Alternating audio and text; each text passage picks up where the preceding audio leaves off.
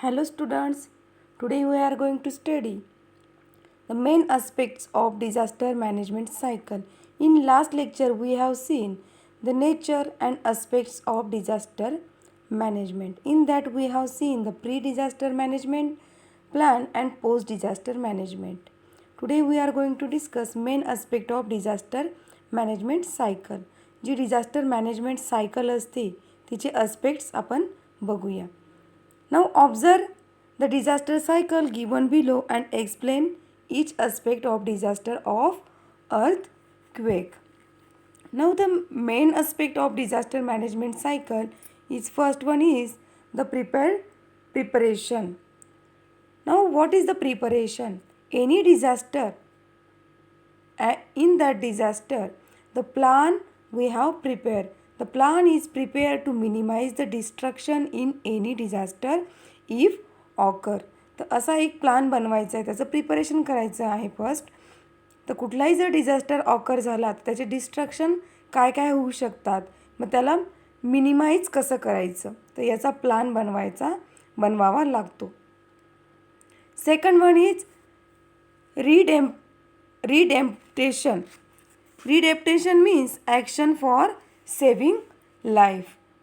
जे रिडेप्टेशन आहे तर कुठलीही लाईफ असेल तर त्याला सेव्ह करण्यासाठी जी ॲक्शन घेतली जाईल त्याला म्हणता येईल रिडेम्पटेशन.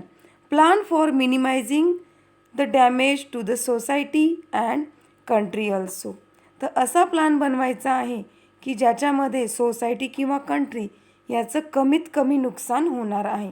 असा प्लान डिझास्टर मॅनेजमेंट सायकलमध्ये बनवायचं आहे. After that the next aspect is preparedness. Now what is mean by preparedness? Preparedness means to prepare for any action. A plan is chalk out so as to get the quick response from general public and administration. असं preparedness, असा plan असायला हवा की जर disaster झाला कुठलाही तर त्याच्यासाठी quick action plan, quick response for general public also and administration also. तर जनरल पब्लिकमध्ये पण अवेअरनेस असायला हवा, ॲडमिनिस्ट्रेशनमध्ये पण याची पूर्णपणे हा प्लॅन रेडी असायला हवा प्रिपेअरनेससाठी. Now next is impact of disaster.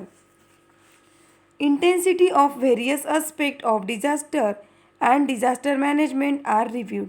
तर कुठलाही डिझास्टर असेल तर त्याची इंटेन्सिटी किती आहे त्याच्यावरती त्याचा इम्पॅक्ट अवलंबून असतो. तर असा डिझास्टर तर त्याचे इम्पॅक्ट किती असू शकतात, तो डिझास्टर कुठला असू शकतो, त्याची डिझास्टर मॅनेजमेंट त्याच्यामध्ये प्लान काय काय करायला हवे ते बघता येईल याच्यामध्ये. After that the main aspect is response. Now we have plan of preparedness, redemption, preparedness plan, impact of disaster. Now we have discuss the response. What is the response? आता जो प्लान केलेला आहे त्याचा रिस्पॉन्स कसा बघायला मिळेल. Response to the disaster to be given immediately after incidence. This factor follow the disaster strike in this cycle. तर जो रिस्पॉन्स आहे तर कुठलाही डिझास्टर जर ऑकर झाला इमिडिएटली ऑकर, जो डिझास्टर असतो तो अचानक होत असतो. It is immediately occur any incidence. After that how we plan, how we saving that life maximum, that is called response. After that resurgence. Resurgence means an increase after a period of occurrence.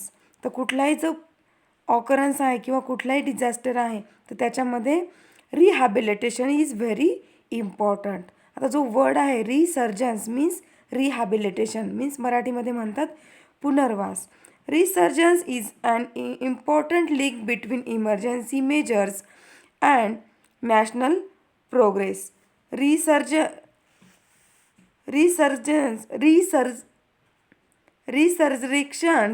is a stage used for welfare and rehabilitation of the nation. आता ही जी stage आहे तर याच्यामध्ये rehabilitation is very important.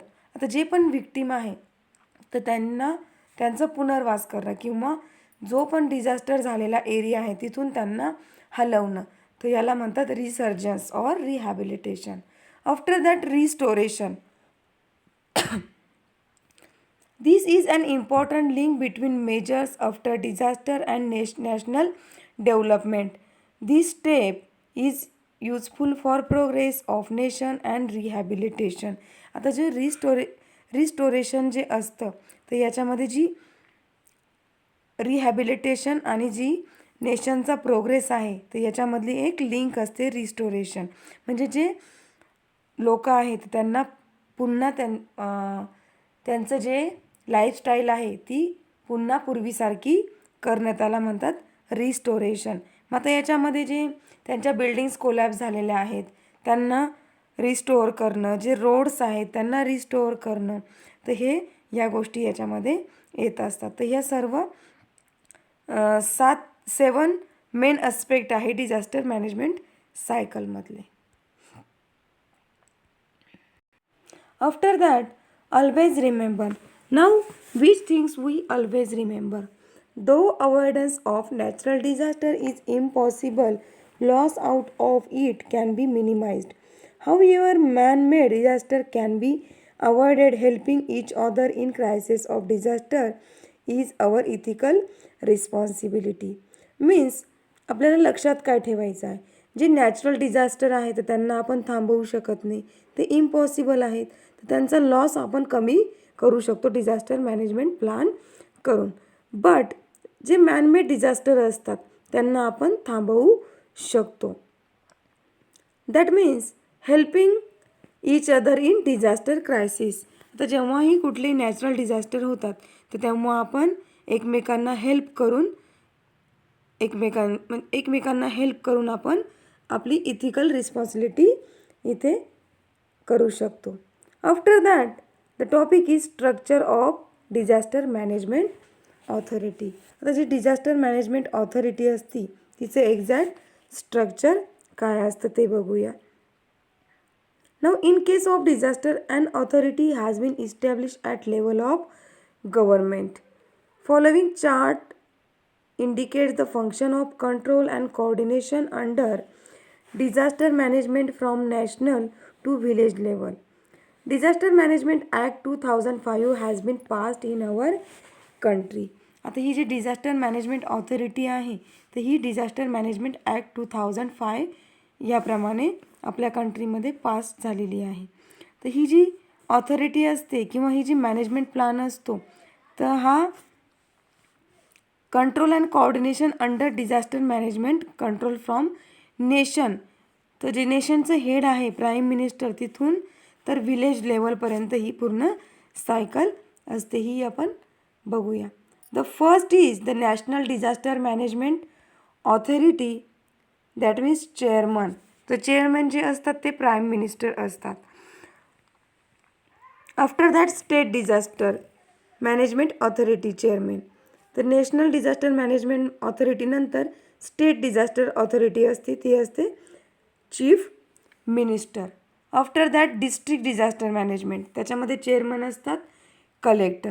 तर ही तीनही जी authority असते ही ऑर्गनायझेशन प्रोव्हाइडिंग प्रिकॉशनरी वॉर्निंग्स. तर याच्यामध्ये जे ऑर्गनायझेशन असतात याच्यामध्ये जे प्रिकॉशनरी वॉर्निंग्स असतात हे तीनही जे मॅनेजमेंट असतात यांच्याकडून येत असतात. आफ्टर दॅट अदर सोशल और प्रायव्हेट ऑर्गनायझेशन. आणखीन याच्यामध्ये ज्या वॉर्निंग्स असतात त्या सोशल किंवा प्रायव्हेट ज्या ऑर्गनायझेशन असतात तर या तिन्ही ठिकाणी ह्या येत असतात. After that taluka disaster management authority chairman is tehsildar. तर तालुका लेवलवरती जे चेअरमन असतात ते तहसीलदार असतात.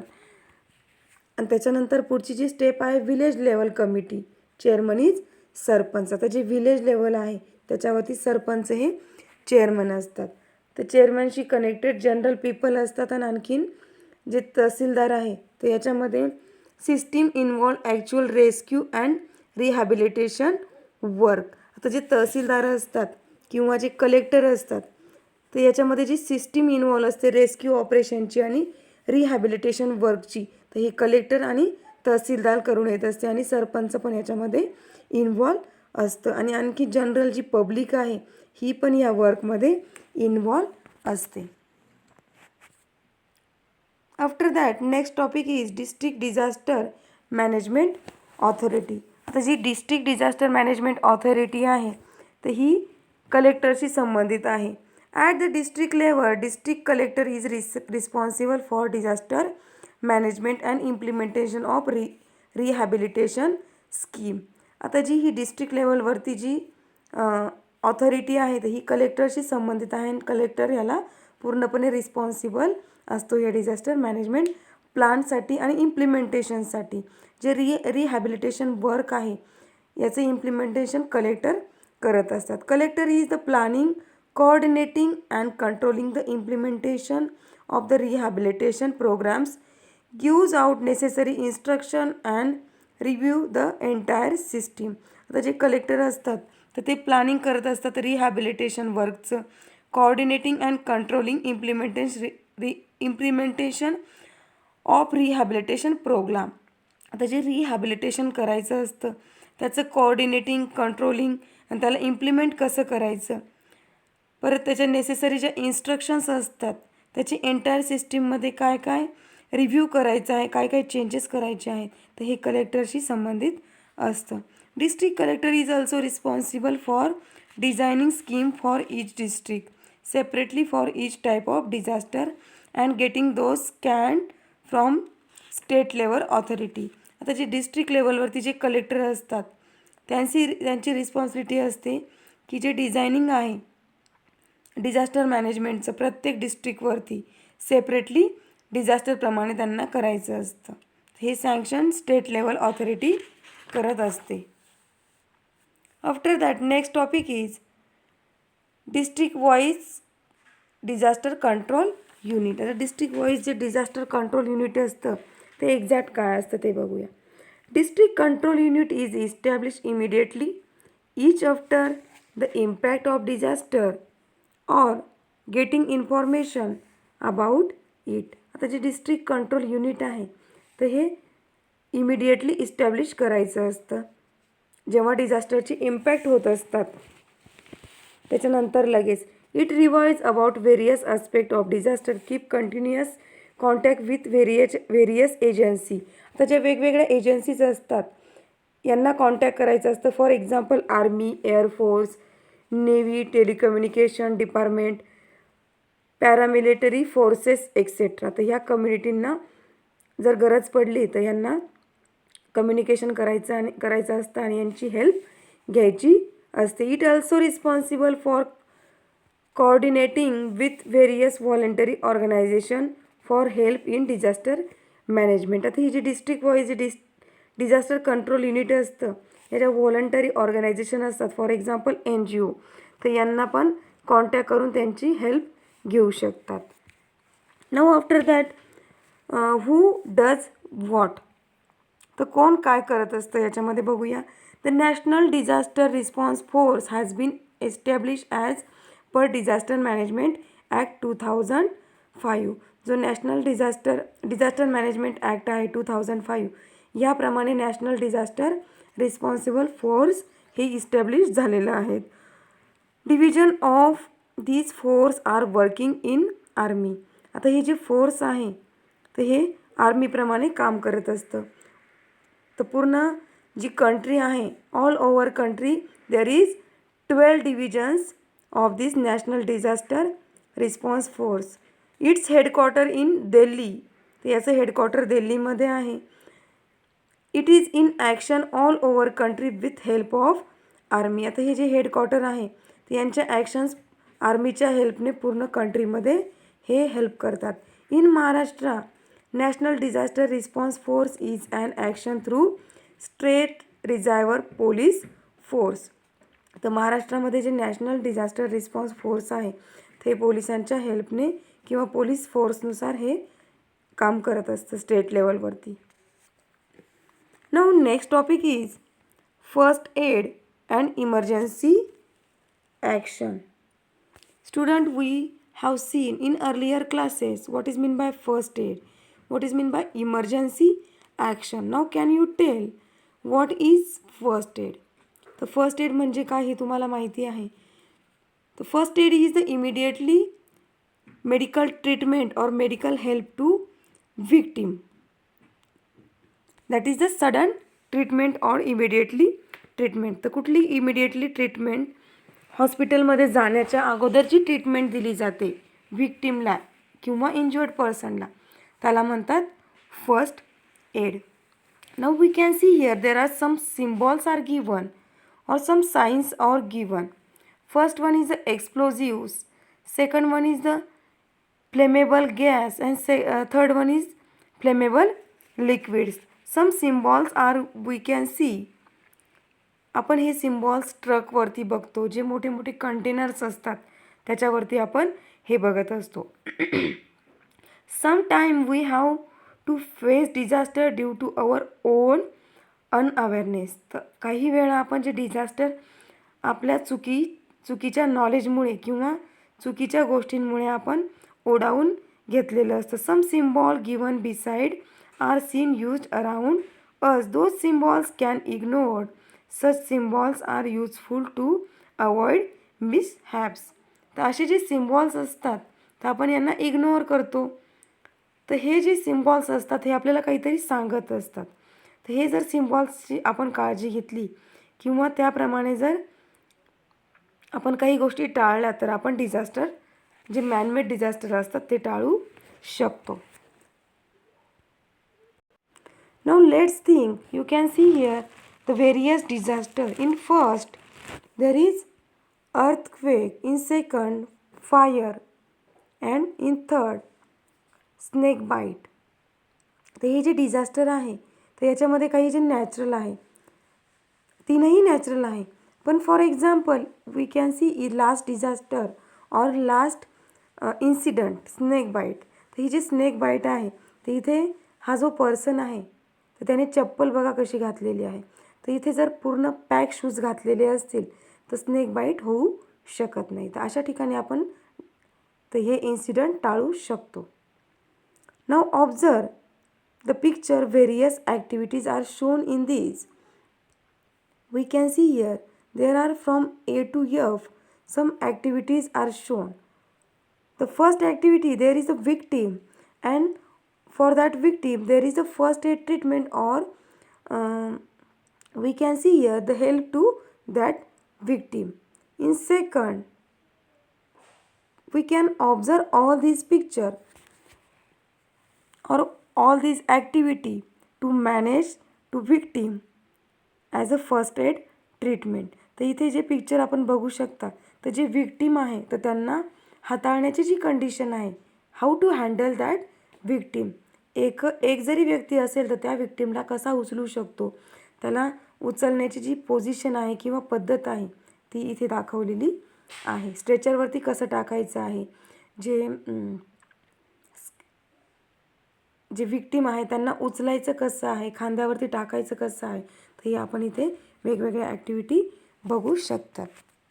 After that in emergency condition various transportation method like cradle method, carrying on back, carrying on 2 hands are to be followed. आता इथे ज्या मेथड्स आहेत तर ह्या दिलेल्या आहेत. Cradle method, carrying on back, बॅकवरती कसं टाकायचं. क्रॅडल मेथड काय असते, कॅरिंग ऑन 2 हँड, 2 हातांवरती त्या व्हिक्टीमला कसं उचलायचं. Those method depend upon condition of victim. आता ह्या ज्या मेथड्स आहे तर व्हिक्टीमची जी कंडिशन आहे तो कोणत्या कंडिशन मध्ये आहे तर त्या मेथड्स आपण इथे फॉलो करू शकतो. We face different type of majors or minor disaster in our daily life. आता आपण अशा प्रकारचे जे डिझास्टर आहे मेजर किंवा मायनर आपण हे डेली लाईफमध्ये बघतो. जे मेजर आहे ते नसतात पण जे मायनर आहे, छोटे छोटे जे डिझास्टर आहे, फॉर एक्झाम्पल ॲक्सिडंट, तर अशा कंडिशनमध्ये आपण या मेथड्स यूज करू शकतो. Variety of disaster like accident, stampede, injury in fighting, electrical shock, burns, head shock, snake bite, dog bite, fire due to electrical short circuit, epidemic of any diseases etcetera. तर हे जे accidental conditions आहे किंवा हे वेगवेगळ्या गोष्टी दिलेल्या आहे तर याच्यामध्ये आपण ह्या मेथड्स यूज करू शकतो. Victims of disaster need to offer some primary help before actual medical treatment. First aid is useful in such circumstances. जी फर्स्ट एड ट्रीटमेंट असते तर ही मेडिकल ट्रीटमेंट जी ॲक्च्युअल मेडिकल ट्रीटमेंट असते याच्या अगोदरची ही मेथड आहे. तर प्रायमरी हेल्प आपण कुठल्याही विक्टिमला देऊ शकतो. Now next is complete chart. Complete the chart as per objective of first add. तर जे फर्स्ट एड आहे तर त्याचे इथे ऑब्जेक्टिव्स दिलेले आहेत. तर फर्स्ट एड आपण कशासाठी द्यायचं आहे हे आपण इथे बघूया आणि काही चार्ट इथे आपल्याला कंप्लीट करायचे आहे. Now what is the first aid of objective or objective of first aid. First is the relieving the pain. Why we give first aid. आपण फर्स्ट एड का देतो विक्टिमला. रिलिव्हिंग द पेन, त्याचं pain कमी करण्यासाठी, त्याचं दुखणं जे आहे ते कमी करण्यासाठी. After that attempt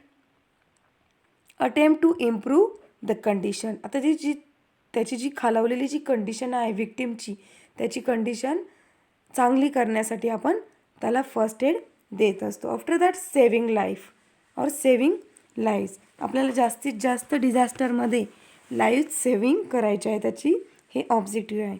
after that preventing deterioration of condition of victim of disaster. तर कुठल्याही विक्टीमची कंडिशन जास्त खालवू नये त्याच्यासाठी आपल्याला फर्स्ट एड ट्रीटमेंट द्यायची आहे. Now here some topics are given blanks we can discuss here. Here we can telling that or we can writing that transporting victim safely to the hospital. जे पण victim आहे तर त्यांना safely हॉस्पिटलपर्यंत transport करणं. After that here to give medical treatment to arrival of doctor.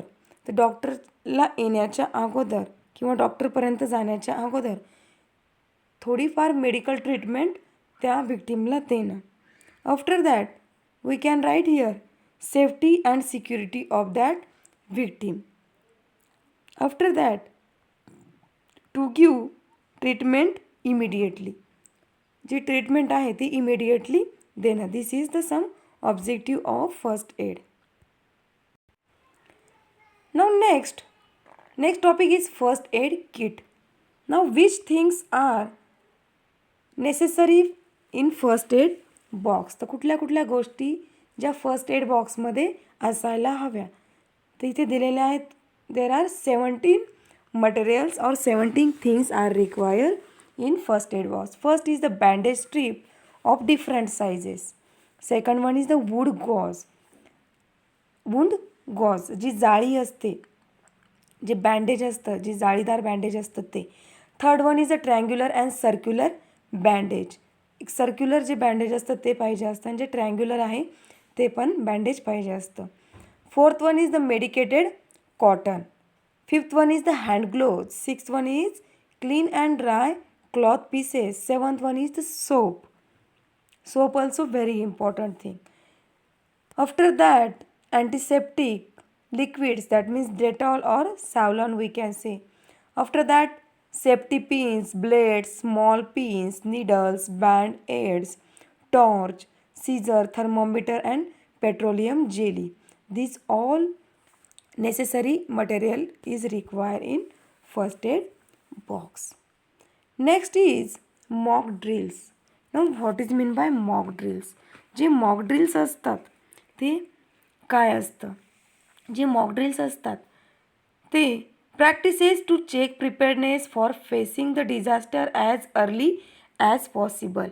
तर कुठलेही disaster येण्याच्या अगोदर जे मॉक ड्रिल जी टीम असते किंवा रेस्क्यूचे ऑपरेशनची जी टीम असते तर त्यांची प्रॅक्टिस ते करत असतात. कसं त्या पेशंट्सला किंवा त्या डिझास्टर किंवा त्या इन्सिडंटमधून त्या लोकांना कसं वाचवायचं. तर ही मॉक ड्रिल ते कंटिन्युअसली ॲक्शन प्लॅन करत असतात कुठल्याही डिझास्टरला फेस करण्यासाठी.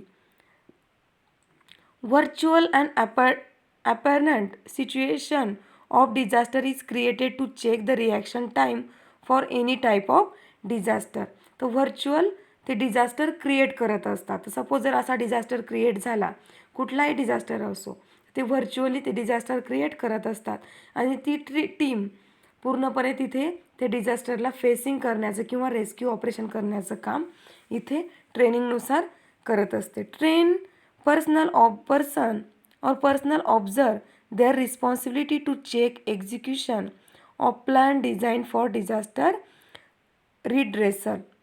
तर ही जी टीम असते पूर्ण ट्रेनिंग देण्याचं काम करत असते.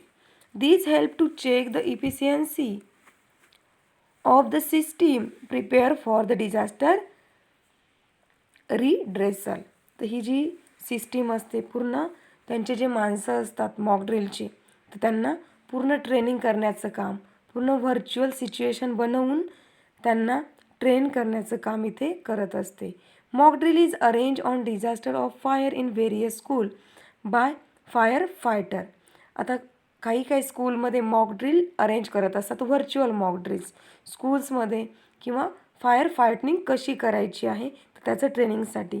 It include demonstration like extinguishings of fire, rescue the people trap at the higher floor of building, rescuing the person whose clothing have catch the fire etcetera. आता अशा ठिकाणी व्हर्च्युअल एक प्लान बनवला जातो. फायर एक्सटिंग्विशर कसे use केले जातात, demonstration त्यांना दिलं जातं इथे. एक्सटिंग्विशर कसेच यूज करायची, त्याच्यानंतर लोकांना त्या ट्रॅपमधून किंवा फायरमधून कसं वाचवायचं, जे हायर फ्लोअर्स आहेत बिल्डिंग्समध्ये तिथून लोकांना कसं वाचवायचं, तर हे सगळ्या मॉक ड्रिलमध्ये शिकवलं जातं. Now next one is the objective of mock drills. तर मॉक ड्रिल्सचे ऑब्जेक्टिव्ह काय आहेत. First one is evaluating the response to the disaster. आता जो डिझास्टर झाला आहे तर त्याचं इव्हॅल्युएशन करणं किंवा त्याचा रिस्पॉन्स कसा आहे तो बघणं. After that improving the coordination between various departments of disaster control. तर जे डिझास्टर कंट्रोल जे डिपार्टमेंट असतात तर त्यांच्याशी कोऑर्डिनेशन वाढवणं हे ऑब्जेक्टिव्ह आहे. Third one is identification of on ability. तर जे मॉक ड्रिल्स आहेत तर त्यांच्या स्वतःच्या ॲबिलिटीज काय आहे त्या बघणं. After that improving the ability of quick response to disaster. ज्या ॲबिलिटी आहेत त्या इम्प्रूव्ह करणं आणि क्विक ॲक्शन प्लॅन डिझास्टरमध्ये फॉलो करणं.